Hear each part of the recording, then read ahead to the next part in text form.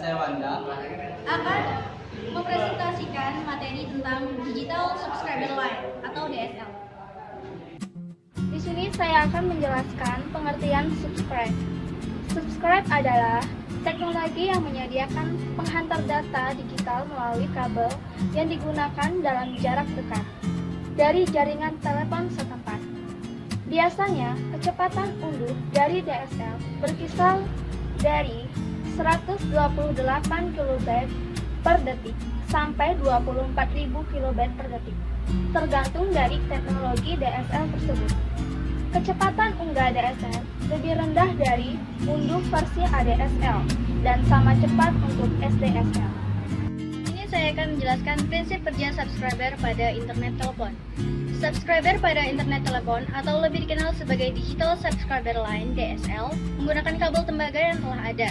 Yang populer adalah ADSL karena dapat membagi frekuensi yang tersedia pada sebuah kabel telepon dan menyesuaikannya sesuai kebutuhan pengguna, maupun bandwidth download yang besar dan upload yang kecil atau sebaliknya. Penggunaan frekuensi dalam sebuah kabel dibagi menjadi 3, yaitu 1. Percakapan suara berfrekuensi 0 sampai 4 kHz. Yang kedua, saluran upstream atau download berkisar 25 hingga 160 kHz. Yang ketiga, saluran downstream download memiliki frekuensi 240 kHz sampai dengan 1,5 MHz. Jaringan ADSL memiliki batasan 5.460 meter. Oleh karena itu, semakin jauh pengguna dari penyedia layanan, maka bisa saja pengguna merasakan penurunan kecepatan bandwidth daripada yang dijanjikan.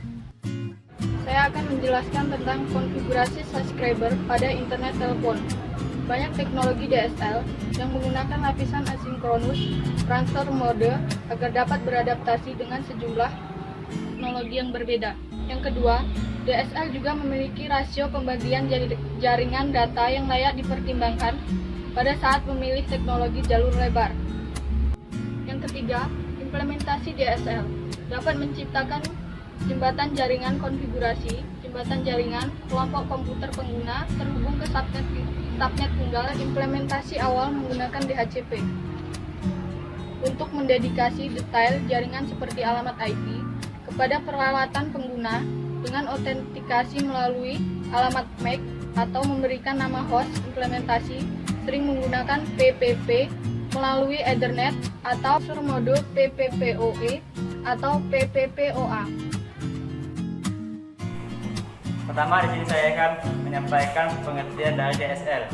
DSL adalah singkatan dari Digital Subscriber Line, yaitu teknologi yang mampu menyediakan layanan bandwidth yang cukup tinggi untuk ke rumah-rumah atau perusahaan yang menggunakan kabel telepon. Di sini juga ada modem DSL. Modem DSL adalah alat yang mampu mengubah data dari sinyal digital menjadi sinyal voltase yang biasanya digunakan komputer dalam jangkauan yang sesuai, lalu dihubungkan ke jalur telepon. Berikut adalah contoh-contoh teknologi DSL. Ada HDSL, SDSL, ADSL, RADSL, PDSL, PDSL2. Di sini saya akan menjelaskan tentang komponen DSL, cara kerja DSL, dan macam-macam DSL. Komponen DSL ada 5 macam. Yang pertama ada transport system yang digunakan untuk menyediakan interface. Yang kedua ada local access network yang digunakan untuk mengakses jaringan. Yang ketiga ada multi-service digital subscriber line access multiplexer yang digunakan untuk mengkonsentrasikan trafik data. Yang keempat ada DSL transceiver unit yang digunakan untuk suara, data, dan video. Kemudian yang kelima ada POTS splitter yang digunakan untuk komunikasi telepon. Cara kerja DSL. DSL menggunakan kabel tembaga telepon yang telah ada. Yang populer adalah ADSL karena dapat membagi frekuensi yang tersedia pada sebuah kabel telepon dan menyesuaikannya sesuai dengan kebutuhan pengguna. Macam-macam DSL. Yang pertama ada IDSL atau ISDN Digital Subscriber Line. Yang kedua ada SDSL Symmetric Digital Subscriber Line. Yang ketiga ada ADS Asymmetric Digital Subscriber Line. Yang keempat ada VDSL Very High Bitrate Digital Subscriber Line. Yang kelima ada HDS, High Data Rate Digital Subscriber Line. Yang keenam ada RDSL, Rate Adaptive Digital Subscriber Line.